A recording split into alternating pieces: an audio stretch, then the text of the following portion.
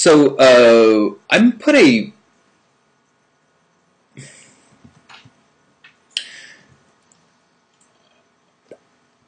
I'll admit I love Facebook. I love the internet. I love live streaming. I have been sharing my, photos, daily doings by whatever means necessary for 15 years. There didn't used to be social media sites like this. There didn't used to be tools for sharing pictures. I used to, hand code my daily thoughts and updates, and then there was blogging. I did that, and so when Facebook and people started doing it, I was like, welcome to my world. Now we can all share, and it's beautiful, and parts of it are beautiful, parts of it are not. And sometimes we're in the situation, as I've been thinking about lately, of when people post things that I really don't want to see. And specifically talking about like really horrific imagery. In the last couple weeks, there's been a few specific examples I can think of. There's a photo of a dog whose face was blown off, apparently by some kids in an act of incredible cruelty. There's another example of starving children, and a vulture just waiting, just incredible poverty and suffering. And then there's another example that came this week of someone whose leg was broken horrifically, grotesquely, as a part of some police act of tackling someone, I believe. And so these images were shared as with good intentions of trying to let people know that the world needs our help. I don't necessarily... This is what I posted. I posted a status report or a status update that got more likes and comments than anything I've gotten in a long time. I just posted, nothing personal, but if you post pictures of broken limbs or tortured animals, I'm probably going to unsubscribe from your updates.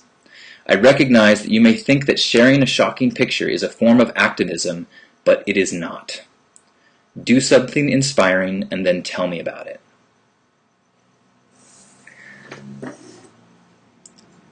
A lot of people were like, yes, enough with these horrible pictures. A lot of people felt really bad and apologized. And a number of people also defended it and said that, look, this horrible stuff happens in the world. And if we're not looking at it, who will? If we're not looking at it, how is any sort of change going to happen?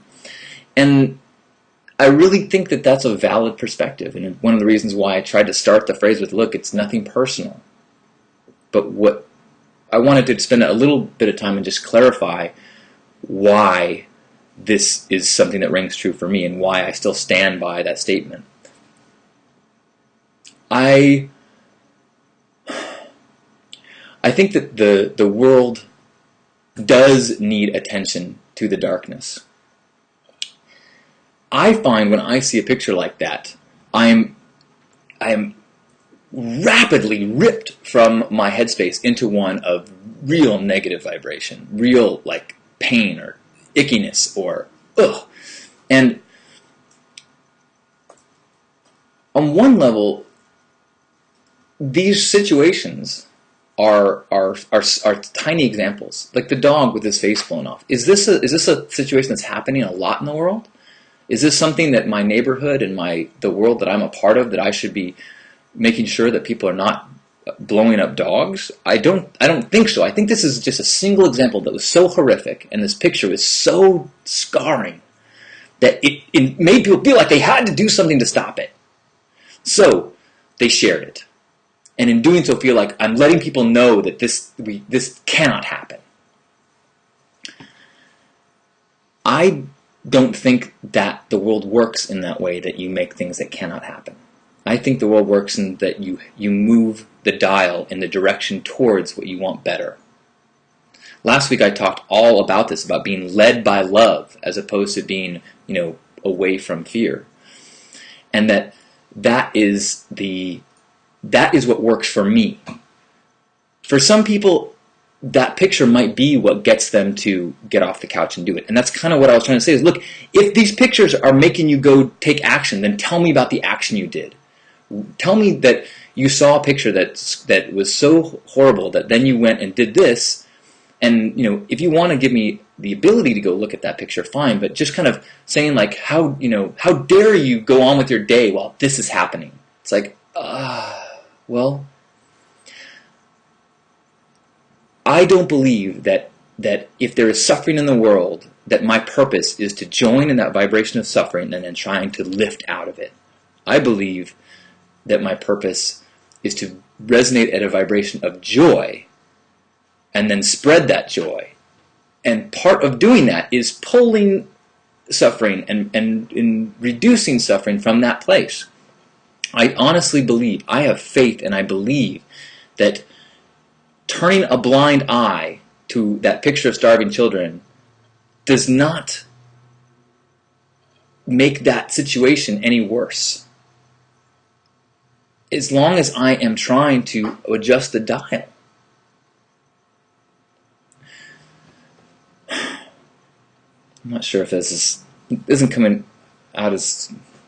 Anyway, the point is, for a long time, I basically, I felt like I tried to do a good person in the world, and I tried to fight the darkness, and it was so draining for me that I eventually quit and decided that it was not a path that I could handle. I couldn't. My quality of life was so reduced. And for this example, for 2 years I worked as a counselor with emotionally disturbed kids, violent little boys who had been really.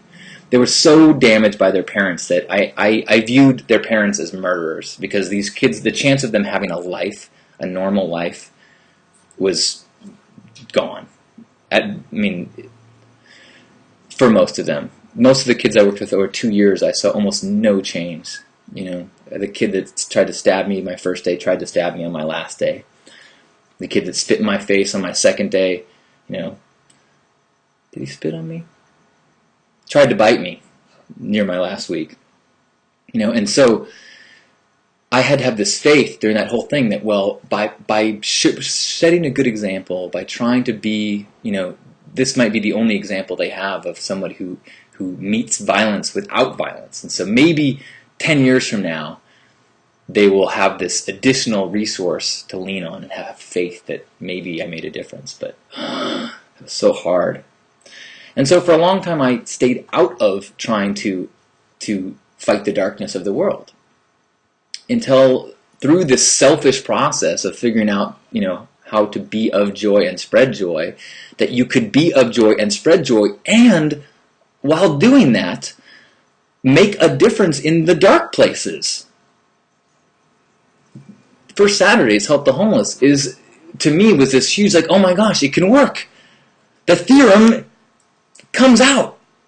This thing I had faith, it has come to be, where if we try to focus on the act of bringing light rather than fighting dark, the same action can be done, except one, you leave the action feeling full of energy and full of light and ready to do more and feeling better because you've brought more light to the world.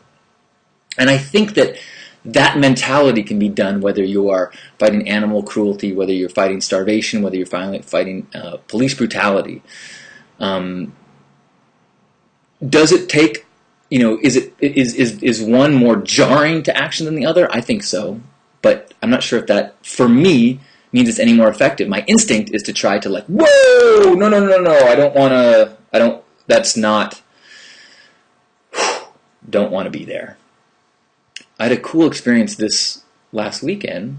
On Friday, I went to LA and basically ended up having a big chunk of free time, and where I could do what I want. And it was really weird because, well, let me take a step back. So when I go to LA, I stay with Dimitri, and he lives in this cool area of Venice where he has this kind of corner store that we always go to get, you know, soda and coffees in the morning or whatever. And to get there, you go through this little empty lot. And there's a path through the empty lot. And the empty lot is gross. It's filled with like hobo clothes, and someone set a fire in there, and there's like, burnt pillows, and it's just like disgusting. And so after going through that path a number of times over several weeks, on Friday when I had this chunk of free time, I was like, and no one was around. Dimitri was gone, and I was home alone, so I could go to the beach. I could play on the internet, but I felt this like, I want to clean up that lot. And so I went to the corner market and I bought a pair of work gloves and some trash bags, and I just started cleaning up all this crap. And, it felt like I was doing it from a place of bringing light. I didn't feel like, oh my gosh, this is so gross. I was like, sweet, I'm doing a nice thing. I'm gifting this community. I'm gifting the people at this liquor store. I'm gifting Dimitri. I'm gifting all sorts of people that I don't know, and I felt great. I'm like, what a cool way for me to fill this blank chunk of time.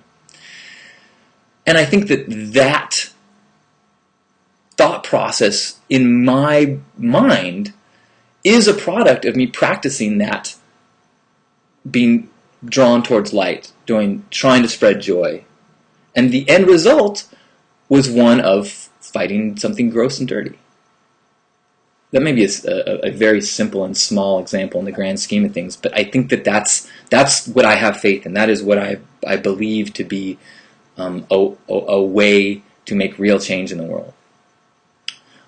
So that's my defense of that statement. It's not that I want to put a blind eye to the suffering of the world. It's that I want to change the overall equation of light and dark by focusing my energy on light, so that I stay full of light and I stay energized to be that warrior in the world.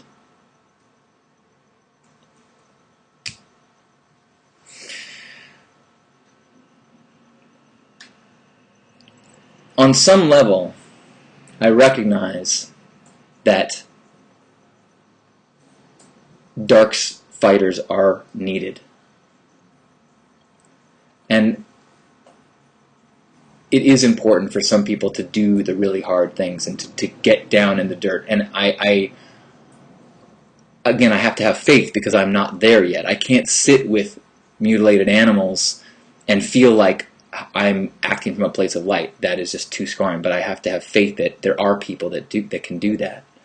I know that I've read things from people that work with the dying, and they are so in the belief and the understanding that they are in this hospice light-bringing space, that even in this time of much suffering, they are agents of light. And I think that is, even when I worked with that place, with that place where I worked for 2 years, there were people that had been there for many years. And they were the ones that had found a way to do this work from a place of light. They were bringing light to these children. That was the way they saw it. I see that now. At the time, I was like, how do you do this? But now I see that there is only one way to do it for that amount of time and not collapse. Is as you vibrate at light. And in doing so,